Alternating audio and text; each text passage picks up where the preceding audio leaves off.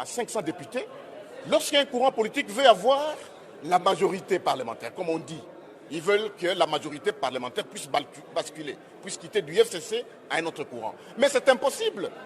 C'est le peuple qui choisit, c'est le peuple qui donne la majorité à un parlement. Et le peuple s'est déjà prononcé, c'est une fois pour toutes. Lorsqu'un courant politique veut avoir une majorité, ce courant doit attendre les autres élections.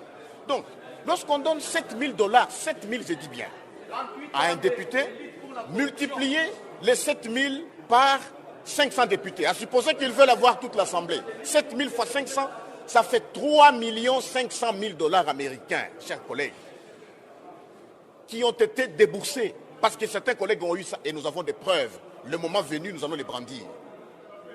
Vous savez, nous saluons l'avènement de la nouvelle technologie de l'information et de la communication. Nous avons des preuves.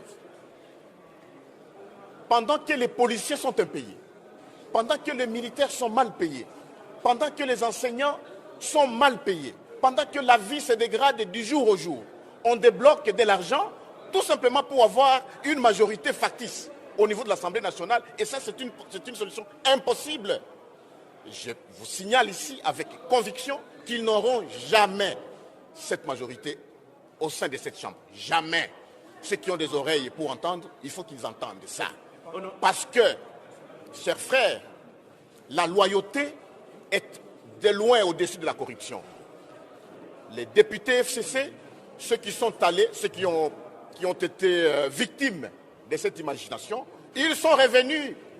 Ils sont revenus et le moment venu, nous allons le prouver. Donc, cette majorité qu'ils cherchent, une majorité factice, n'aura pas lieu. Donc, ils ont dépensé et l'argent et leur temps inutilement. Et le peuple congolais en souffre.